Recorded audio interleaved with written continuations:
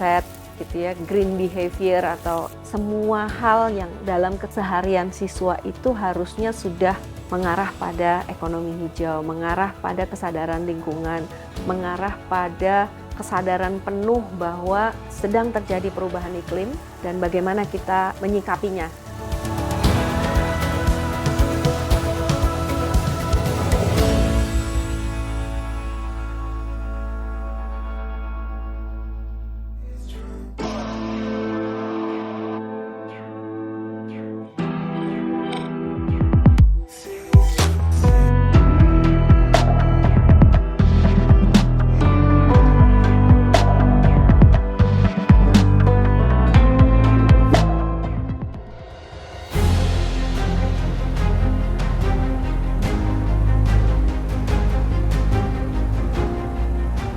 Indonesia telah menunjukkan komitmennya kepada dunia dalam konferensi tingkat tinggi G20 lalu untuk mencapai target nol emisi karbon pada 2060 atau lebih cepat.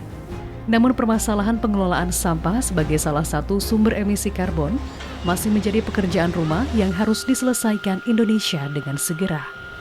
Menurut data terakhir Sistem Informasi Pengelolaan Sampah Nasional, capaian pengelolaan sampah Indonesia saat ini berada di angka 65,03%. Langkah prioritas pemerintah dalam menuntaskan masalah pengelolaan sampah ini dimulai dengan menggerakkan sumber daya manusia yang sadar akan lingkungan. Dan jalur pendidikan adalah langkah terbaik untuk membentuk SDM unggul tersebut sebagai upaya membangun Indonesia hijau ke depan. Pemerintah melalui Direktorat Jenderal Pendidikan Vokasi, Kementerian Pendidikan, Kebudayaan, Riset, dan Teknologi mendorong institusi pendidikan tinggi khususnya politeknik yang telah secara khusus dipersiapkan dalam dunia kerja untuk fokus pada pengembangan SDM berkesadaran lingkungan. Jadi yang kita harus bangun itu adalah atmosfernya. Karena green skill, green mindset, gitu ya, green behavior atau semua hal yang dalam keseharian siswa itu harusnya sudah mengarah pada ekonomi hijau, mengarah pada kesadaran lingkungan, mengarah pada kesadaran penuh bahwa sedang terjadi perubahan iklim dan bagaimana kita menyikapinya secara bijak gitu. Untuk menanamkan kesadaran tersebut, implementasi program Merdeka Belajar secara optimal menjadi hal penting, karena kurikulum ini sebagai jembatan untuk menggencarkan kesadaran masyarakat terhadap permasalahan pengelolaan sampah melalui pendidikan yang mengintegrasikan pembangunan dan keseimbangan lingkungan. SDM unggul masa depan dicirikan dengan kesadaran lingkungan yang sangat baik, yang sangat kuat. Sehingga semua program MBKM ya atau Merdeka Belajar lah. Jadi perguruan tinggi vokasi dengan MBKM. MBKM itu semua programnya atau semua kebijakan-kebijakan yang berkaitan dengan MBKM di dalamnya selalu akan ada perhatian terhadap ekonomi hijau. Sekarang pun kita sedang latih mereka untuk belajar dari siapa saja. Tidak harus dari gurunya. Dengan MBKM mereka belajar dari industri, mereka belajar dari pakar, praktisi mengajar kita hadirkan ke kampus-kampus dan ke sekolah-sekolah. Harapannya mereka terbiasa belajar dari siapa saja, dari mana saja, dengan dilengkapi kemampuan berpikir, mereka bisa memilah dan memilih. Selain mengembangkan pola pikir sadar lingkungan, program Merdeka Belajar juga mengasah keterampilan mahasiswa melalui pemanfaatan teknologi yang diharapkan nantinya dapat membantu menyelesaikan masalah terkait pengelolaan sampah di Indonesia. Jadi pada saat ini kita memang sedang mengupayakan juga mendorong mahasiswa dan siswa itu juga melihat teknologi-teknologi yang ramah lingkungan di luar negeri, dan kemudian jika teknologinya ada di Indonesia atau belum ada teknologinya di Indonesia, kita hadirkan di sini agar siswa-siswa kita sudah sangat paham dan terbiasa dengan teknologi itu. Amati Indonesia, lembaga studi lingkungan yang bekerja sama dengan Kemendikbudristek menilai untuk mengatasi masalah pengelolaan sampah di Indonesia tidak sederhana. Upaya pemerintah dalam meningkatkan pola pikir generasi bangsa yang berorientasi pada kepentingan lingkungan dapat menjadi sumber gerakan hijau besar yang menghasilkan dampak pengurangan sampah nantinya. Ya, jadi green mindset yang harus dimiliki itu oleh anak muda adalah green mindset yang mampu membuat mereka bisa berpikir secara ekologis. Jadi bagaimana membuat anak-anak muda kita yang sekarang berpikir secara konvensional gitu ya, money oriented begitu, dan itu penting gitu ya. Tapi dari sini kemudian bagaimana mereka menambahkan kemampuan pikir mereka menjadi lebih ekologis sehingga mereka menjadi Tarzan gitu. Tarzan dalam konteks ini adalah Tarzan yang punya kemampuan ekonomik sama lingkungan karena dia punya kemampuan itu kan sebenarnya. Nah, ini yang kita namakan sebagai fundamental gitu. Kesadaran lingkungan anak-anak muda yang tercipta melalui peran pendidikan kini semakin terasa manfaatnya. Banyak dari perguruan tinggi vokasi menghasilkan beragam inovasi dalam membantu pengelolaan sampah di tanah air. Kamar Dagang Indonesia yang mendorong terbentuknya industrialisasi pengelolaan sampah pun mengamini hal tersebut. Semakin banyak sumber daya manusia yang sadar akan lingkungan, dan semakin banyak pula opsi yang diberikan generasi muda dalam mengelola sampah. Kadin meyakini dengan terbentuknya generasi peduli sampah bisa membantu mempercepat target Indonesia hijau dan mencapai nol emisi di 2060. Kita sudah melihat, sudah mengantisipasi ke depan bahwa ini adalah suatu kesempatan peluang jangka panjang yang harus kita perhatikan gitu. Jadi harapan saya bahwa kita bisa bersama-sama bersama pemerintah, bersama juga masyarakat untuk mulai secara kita namakan roadmap-nya ya. Indonesia kan mau mencapai net zero di 2060 gitu. Itu nggak bisa dicapai pemerintah sendiri target itu. Nah, gimana kita dari pelaku usaha juga bisa berkontribusi melalui perusahaan-perusahaan yang ada untuk bisa pencapaian NDC Indonesia maupun nantinya untuk mencapai net zero di sebelum 2060. Upaya pemerintah dalam membangun generasi sadar lingkungan melalui jalur pendidikan ini telah menelurkan beragam inovasi dari para mahasiswa perguruan tinggi vokasi sebagai solusi pengelolaan sampah. Seperti yang ditunjukkan Politeknik Negeri Jakarta yang menciptakan genteng ramah lingkungan dari limbah botol plastik.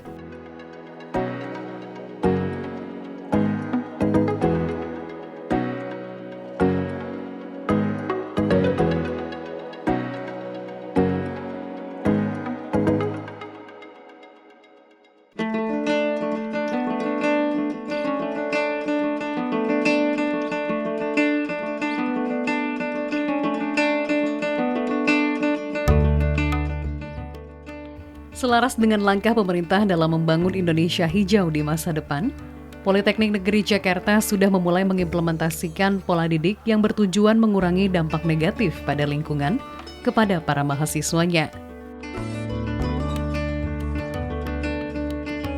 Di sini kita sudah mulai mendekati mahasiswa untuk menciptakan kemampuan-kemampuan skill dengan berwawasan lingkungan. Ini juga menjadi kajian kepada kami sebagai tenaga pengajar yang melatih para mahasiswa di bidang keterampilan. Jadi mahasiswa punya keterampilan memilih peralatan-peralatan, memilih bahan-bahan yang memang berbasis kepada penghijauan. Pola didik tersebut berhasil memacu mahasiswa dan dosen teknik sipil Politeknik Negeri Jakarta untuk menciptakan inovasi sebagai solusi pengelolaan sampah. Di latar belakangi permasalahan sampah plastik di Indonesia, PNJ memanfaatkan sampah botol plastik yang sulit diurai untuk diolah menjadi produk yang besar manfaatnya. Tidak hanya bagi kampus, namun juga bagi bangsa Indonesia, yaitu dengan menghasilkan genteng dari limbah plastik yang tentu saja ramah bagi lingkungan. Untuk membuat genteng plastik, para mahasiswa terjun langsung mengumpulkan botol plastik bekas dari tempat pembuangan akhir di wilayah Jabodetabek. PNJ memilih limbah botol plastik untuk dikelola karena memiliki dua dampak besar, yaitu bila dikelola dengan benar besar manfaatnya, namun bisa menjadi sumber bencana lingkungan jika dibiarkan. Nah, bagaimana kita memikirkan setelah plastik ini dipakai. Nah, tentu kita akan berpikir lagi untuk mendesain secara recycle. Karena plastik ini, karena dia punya kemampuan dia bertahan lama, ya di atas 50 tahun baru hancur, dia tentu bisa kita karyakan menjadi bentuk lain. Kenapa genteng plastik? Untuk mengganti genteng-genteng seng, ya, sehingga dia lebih nyaman, lebih murah, perawatannya lebih ringan dan tahan lama.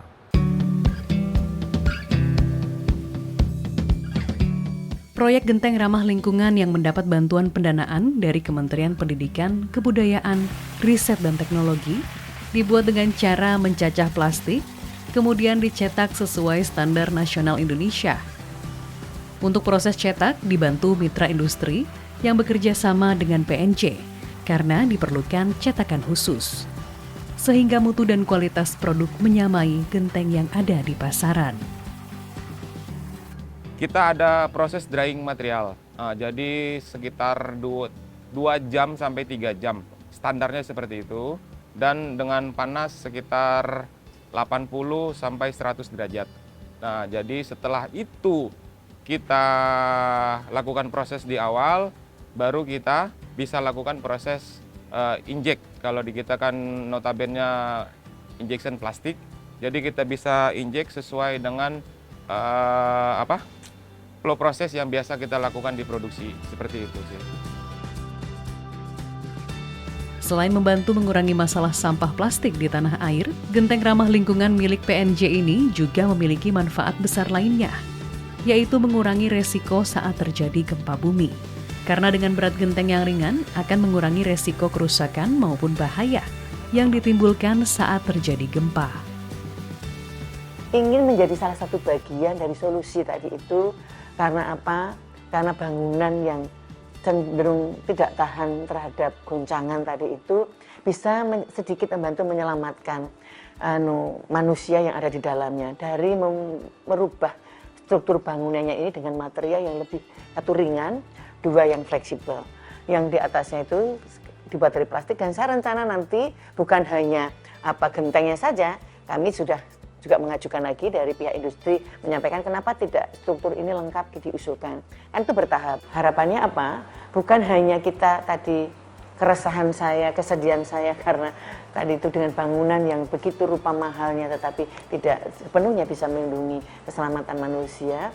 Yang kedua, dengan diganti plastik ini, strukturnya kan ringan kan. Kalau dia ringan, pasti struktur bawahnya juga akan menerima beban lebih kecil. Contoh di sini, kolom-kolom ini, kalau dia menerima beban lebih ringan, pasti dimensinya akan lebih kecil. Kalau dimensinya lebih kecil, nilai ekonomisnya kan masih tinggi. Manfaat dari aspek lingkungan juga keamanan dari genteng plastik karya anak bangsa ini telah menarik investor asing asal Jepang untuk diperbanyak dan digunakan di negaranya. Poin yang diperhatikan di proyek plastik genteng plastik ini, yang pertama sifatnya ringan dibanding genteng biasa. Kemudian dia lebih tahan dibanding genteng secara dari tanah liat. Jadi pemakaian untuk kalau dari plastik itu biasa kita karena sifatnya secara kemikal sulit terurai, dia bisa digunakan lebih dari 10 sampai 20 tahun. Mereka ada ketertarikan pertama karena dari sisi bahan materialnya selalu tersedia, yang kedua tadi menggunakan limbah plastik, dan yang ketiga mungkin secara cost lebih murah dari yang sudah ada di pasaran. Genteng plastik saat ini dalam proses pengurusan hak paten. PNJ pun tengah mengembangkan produk turunannya agar lebih maksimal dalam menyelesaikan masalah pengelolaan sampah dan bersiap menghadapi tuntutan penyediaan produk berbasis ekonomi hijau. Nah, sebentar lagi mudah-mudahan dari DJKI, Dirjen Kekayaan Intelektual, mengabulkan ini sebagai paten gitu, permohonan paten. Penemu-penemu ini perlu dihargai gitu. Jadi ini kan luar biasa, Indonesia bisa menemukan sebuah genteng ya dari limbah plastik. Bahkan genteng ini bisa mengalahkan produk-produk yang lain, misalnya seng dan segala macam. Di Indonesia Timur tuh banyak dipakai itu seng. Inovasi dan solusi dalam pengelolaan sampah tidak hanya dilakukan oleh PNJ. Politeknik Negeri Jember juga memiliki penemuan produk yang terbuat dari berbagai barang bekas, seperti plastik, besi, aki, dan lainnya, yang juga mengandalkan energi surya untuk membantu sektor pertanian.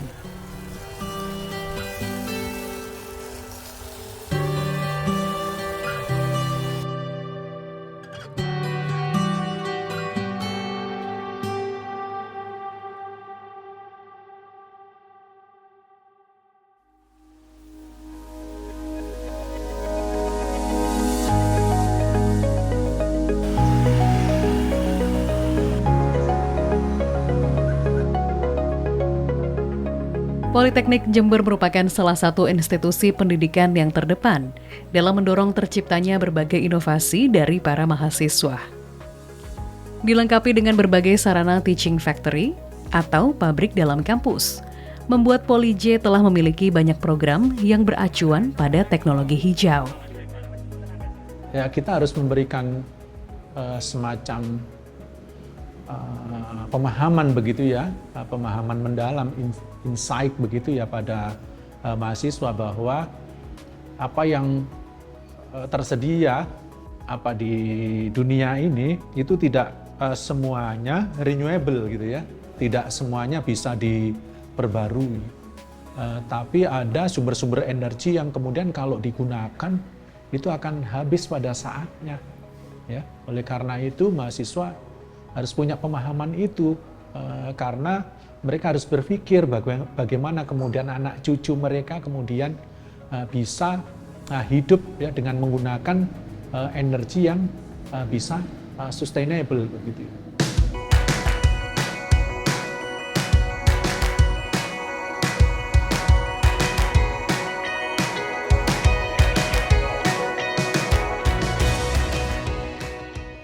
Dengan menanamkan pola pikir tersebut dan selaras pada program teknologi hijau, Poli J pun terus mendorong mahasiswa untuk membuat inovasi yang mengedepankan aspek berkelanjutan dan ramah lingkungan, yaitu memanfaatkan limbah barang bekas yang bisa diolah kembali. Salah satu mahasiswa jurusan Teknologi Pertanian Politeknik Negeri Jember membuat alat semprot hama dengan tenaga surya.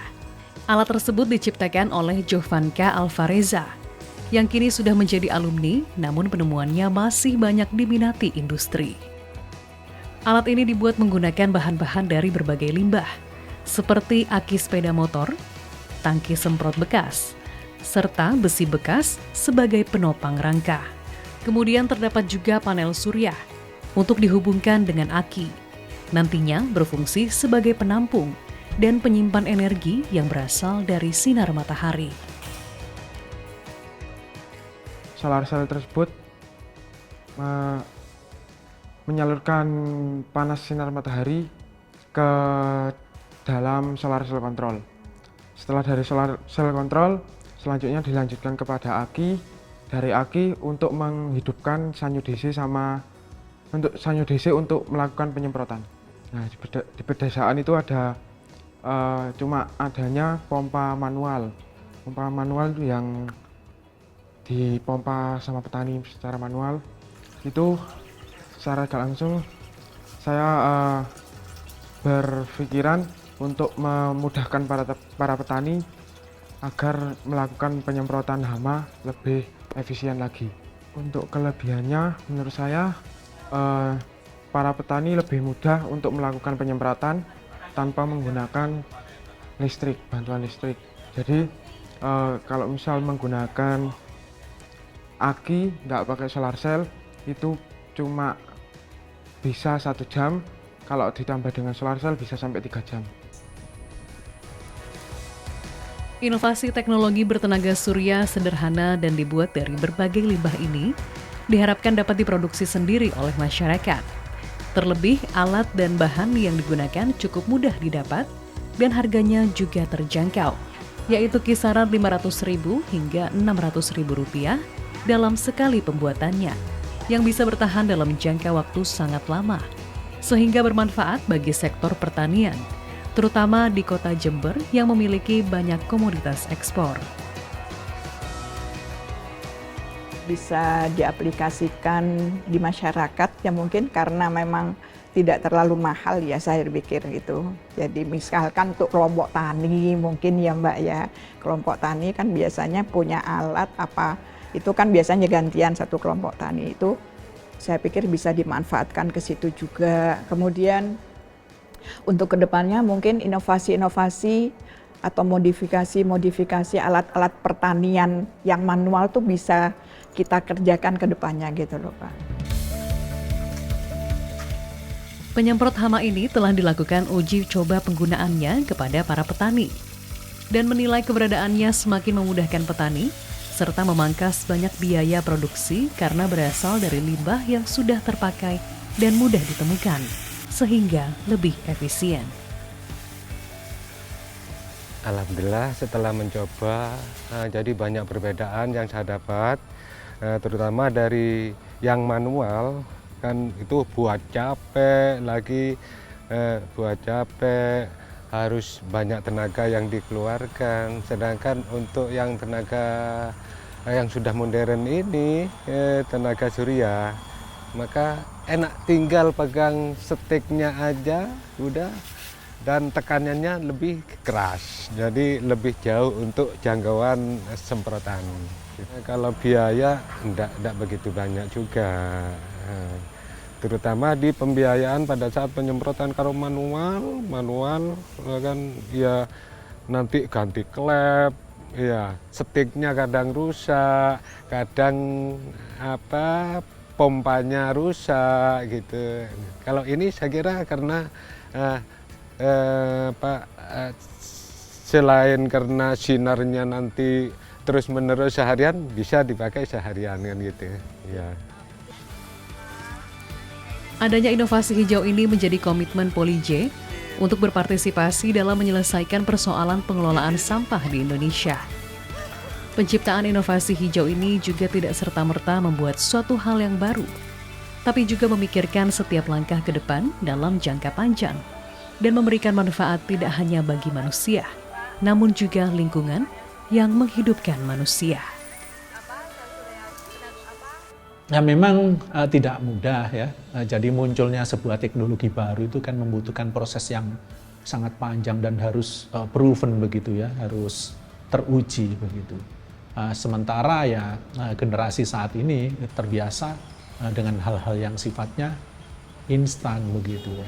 Oleh karena itu kita sebagai pendidik, kemudian kampus sebagai tempat belajar mahasiswa, kemudian untuk mencari ilmu, kemudian berdialektika, itu kita harus memberikan pemahaman pada mereka, gitu ya, bahwa mereka sudah mulai harus berpikir ya, harus berpikir bagaimana kemudian bisa menghasilkan teknologi-teknologi baru yang kemudian bisa dimanfaatkan.